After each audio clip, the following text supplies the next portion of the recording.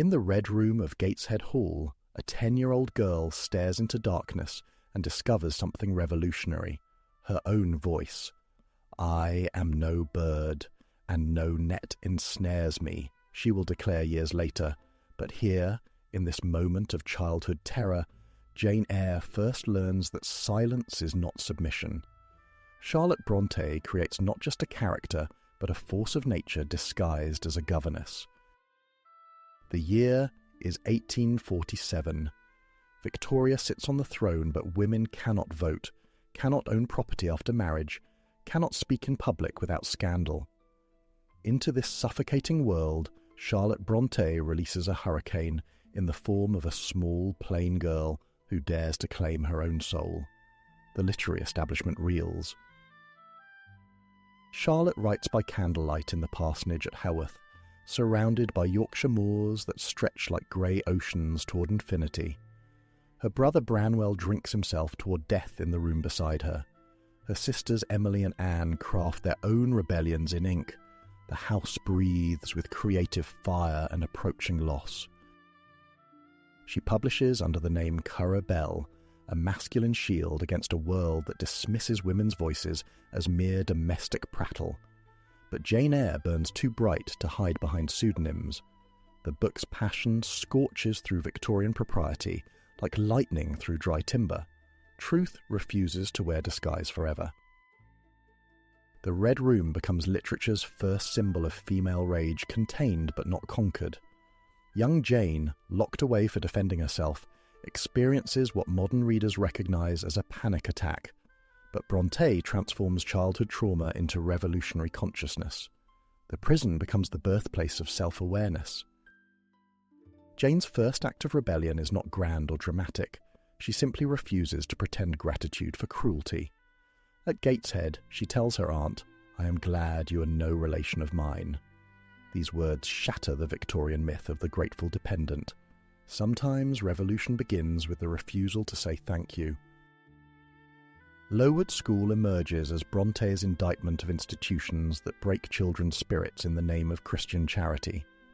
Based on the real clergy daughters' school where Charlotte's sisters Maria and Elizabeth died, these chapters pulse with personal grief transformed into social criticism. Memory becomes a weapon against injustice. Helen Burns, Jane's saintly friend, represents the path of Christian submission that Jane cannot take. Helen dies peacefully, forgiving her oppressors, while Jane watches and learns that she is made of different fire. Two philosophies of survival face each other across a dormitory bed. Some souls are born to bend, others to burn. Mr. Brocklehurst, the hypocritical headmaster, preaches poverty to orphan girls while his own daughters drape themselves in silk. Brontë exposes the machinery of religious oppression with surgical precision. His black pillar-like figure casts shadows that extend far beyond Lowood's walls. Authority often hides cruelty behind scripture. The adult Jane emerges from this crucible tempered like steel. She becomes a governess not from choice but from necessity, yet she transforms service into a form of independence. In a world where women must choose between marriage and destitution, she carves out a third path. Survival becomes an art form. Thornfield Hall rises from the Yorkshire landscape like a fortress harbouring secrets. Jane approaches it as employee, but Brontë transforms her arrival into something mythic. The house itself becomes a character, its walls breathing with hidden stories and supernatural whispers. Gothic architecture mirrors the human heart's mysterious chambers. Adele, the French ward. Jane must teach represents innocence caught between worlds. Neither fully English nor French, neither legitimate nor completely outcast. She embodies the liminal spaces where Jane herself exists. Their lessons become explorations of identity and belonging. Children reflect the fractures of the adult world. Mrs. Fairfax, the kindly housekeeper, serves as Jane's gentle guide through Thornfield's mysteries. Her warnings about the house's dangers carry the weight of feminine wisdom passed down through generations. She knows what Jane has yet to learn about the price of loving dangerous men. Older women guard secrets like ancient oracles. Then comes the laughter, mad, haunting. echoing through Thornfield's corridors like a voice from another world. Jane hears it first as mere sound, but Brontë weaves it into the novel's fabric as the voice of female madness created by male oppression. Some cries carry the weight of centuries. Edward Rochester strides onto the scene like a Byronic hero carved from Yorkshire stone. Dark, brooding, morally ambiguous, he represents everything Victorian society teaches women to fear and desire. His first appearance, fallen from his horse, subverts the traditional romance of the rescuing male. Power stumbles before innocence. Their conversations crackle with intellectual electricity. Jane matches Rochester's wit, challenges his assumptions, refuses his patronising kindness. These dialogues revolutionise literary romance by presenting a meeting of minds rather than a conquest of beauty by wealth. True seduction happens in the realm of ideas. The fire in Rochester's room becomes Jane's first act of salvation. She saves him from literal flames, but he sets her metaphorical world ablaze. Their relationship ignites in this moment of danger, built on the foundation of one soul recognizing another across social divides. Love often announces itself through crisis.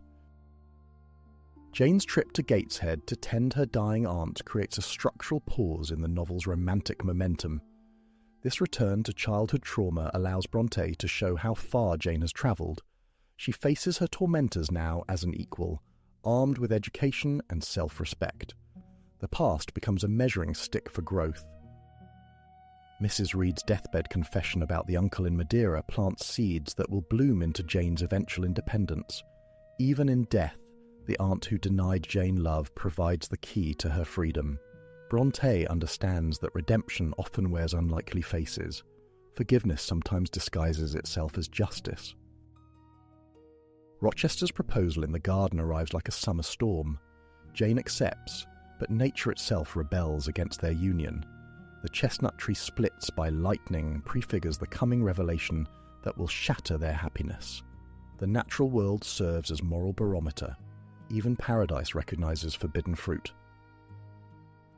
The wedding preparation chapters pulse with ominous undertones. Jane's unease manifests in dreams of a ruined Thornfield, of carrying a wailing child through a crumbling landscape. Brontë uses Gothic imagery to externalize Jane's unconscious knowledge that something is fundamentally wrong. Dreams speak truths that daylight conceals. The mysterious woman who tears Jane's wedding veil emerges from the novel's supernatural shadows into horrifying reality. This act of violence against the symbol of bridal purity foreshadows the revelation that will destroy Jane's conventional path to happiness. Madness announces itself through symbolic destruction. The wedding day arrives with all the bright promise of a fairy tale, until the stranger's voice echoes through the church. The marriage cannot go on. I declare the existence of an impediment. These words shatter more than one ceremony. They explode the very foundations of Victorian romance. Truth arrives like an uninvited guest. Bertha Mason Rochester emerges from the attic like a living symbol of colonial guilt and feminine suppression. Brontë presents her as both victim and monster, a woman driven mad by a patriarchal system that offers no escape from unwanted marriage and cultural displacement. Some cages create the very beasts they contain.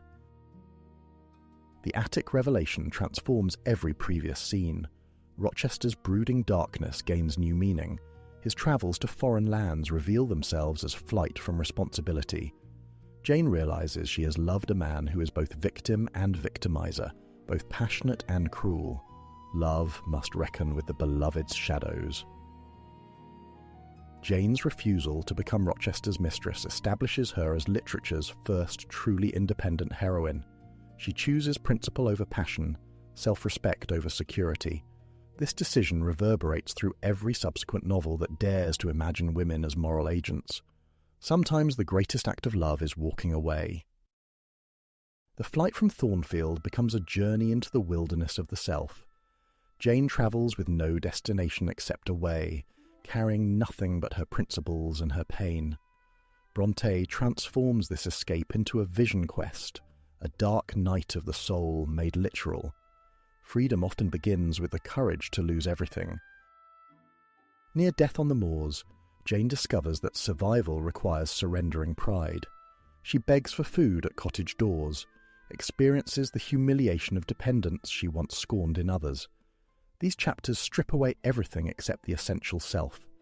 Humility sometimes masquerades as defeat. St. John Rivers and his sisters Mary and Diana rescue Jane from death and provide her with a new name, a new identity, a new life. But Brontë quickly reveals that salvation can become another form of imprisonment when it comes with expectations and obligations. Every rescue carries its own price. The discovery of Jane's inheritance from her uncle in Madeira provides what Rochester's love could not: true independence.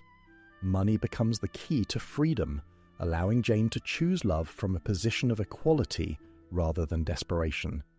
Economic independence transforms emotional possibility. St. John's marriage proposal offers Jane a different kind of cage. He wants to take her to India as a missionary wife, to channel her strength into his calling. Jane recognises this as another form of annihilation, holier but no less complete than Rochester's passionate demands. Duty can oppress as thoroughly as desire. Jane's mystical connection with Rochester across the miles challenges rational explanation. She hears his voice calling her name on the wind, feels his need across impossible distances. Brontë suggests that true love transcends physical boundaries and social conventions. The heart recognises its own across any distance. The return to Thornfield reveals ruins where once stood proud halls.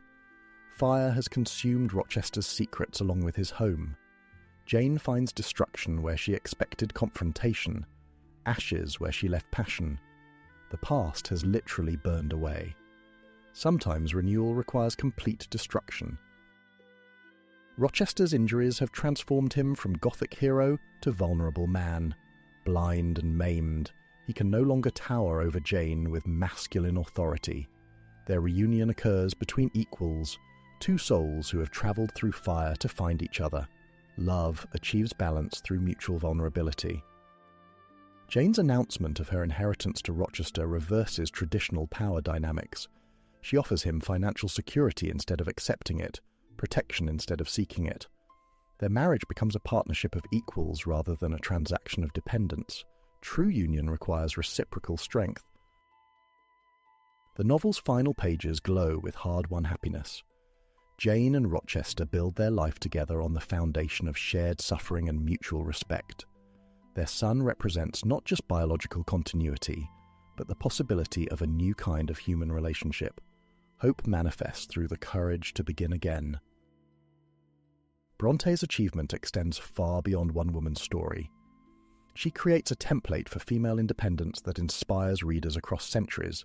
Jane Eyre becomes every woman who refuses to accept society's limitations, who insists on her own worth. Literature's greatest gift is the expansion of human possibility. The novel's influence ripples through time, inspiring writers from Virginia Woolf to Maya Angelou. Jane's voice echoes in every woman who claims the right to her own story, who refuses to be defined by others' expectations or limitations. Some voices become eternal because they speak eternal truths. In our contemporary moment, Jane Eyre's relevance feels both timeless and urgent. Her struggle for dignity and independence resonates with anyone who has ever felt marginalised, overlooked, or undervalued. The novel's fire burns as bright today as it did in 1847. Great literature doesn't age, it deepens. The Red Room where Jane first found her voice has become a symbol of every space where the powerless discover their power. In darkness, she learned to see. In silence, she learned to speak. In isolation, she learned that she was never truly alone. The smallest flame can illuminate the largest darkness.